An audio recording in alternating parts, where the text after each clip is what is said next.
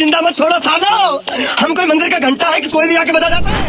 इस वोल्केनो के फटने से हर इंसान के दिमाग में एक सवाल चल रहा है कि वो वोल्केनो अफ्रीका में फटा और वो दिल्ली कैसे पहुंच गया। आखिर इसके पीछे का क्या साइंस और क्या कारण है, मैं आपको इस वीडियो में हर एक चीज बताऊंगा। उसके लिए आपको पूरी वीडियो शूट करनी है। साथ में ये भी जानेंगे कि आखिरकार फ्लाइट कैंसिल होने का क्या कारण था। तो दोस्तों, अगर आपने आज की न्यूज देखी है तो आपने जरूर सुना होगा कि एक वोल्केनो की वजह से इंडिया में फ्लाइट कैंसिल या डाइवर्ट हो रही है। ये वोल्केनो इंडिया में नहीं बल्कि हमसे हजारों किलोमीटर दूर अफ्रीका के इथोपिया देश में है। इसका नाम है हाईली गुब्बी वोल्केनो।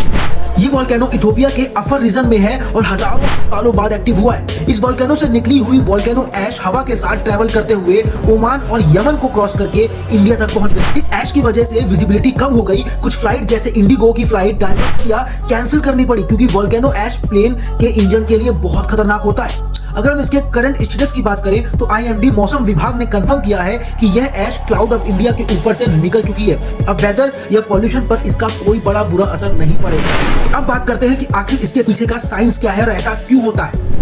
धरती के अंदर आग कैसे लगती है और यह पहाड़ फटते क्यों।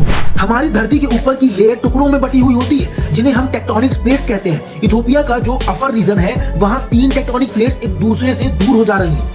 इससे हम डाइवर्जेंट बाउंड्री कहते हैं। जब यह प्लेट्स हटती हैं तो नीचे से मग्मा के लिए रास्ता खुल जाता है। धरती के अंदर बहुत ज्यादा गर्मी होती है, वहाँ पत्थर पिघल कर लिक्विड बन जाते हैं जिसे हम मग्मा कहते हैं। मग्मा पास की चट्टानों से हल्का होता है इसलिए यह ऊपर की तरफ उठता है, बिल्कुल वैसे जैसे पानी में हवा के बुलबुले ऊपर आते हैं। जब यह मग्मा ऊपर आने लगता है तो इसमें गैसेस जैसे कार्बन डाइऑक्साइड और सल्फर ट्रैप्ड होती हैं। जैसे ही यह सरफेस के पास पहुंचता है तो प्रेशर कम हो जाता है और गैस फैलने लगती है। अगर मग्मा गाढ़ा हो तो गैसेस बाहर नहीं निकल पाती, प्रेशर इतना बढ़ जाता है कि विस्फोट हो जाता है। और हाईली गुब्बी वोल्केनो में भी यही प्रोसेस हुआ है। जो लिक्विड बाहर बहता है उसे हम लावा कहते हैं, लेकिन जब एक्सप्लोजन बहुत तेज होता है तो मग्मा के छोटे छोटे कण हवा में उड़ जाते हैं और ठंडे होकर वोल्केनो ऐश बन जाते हैं।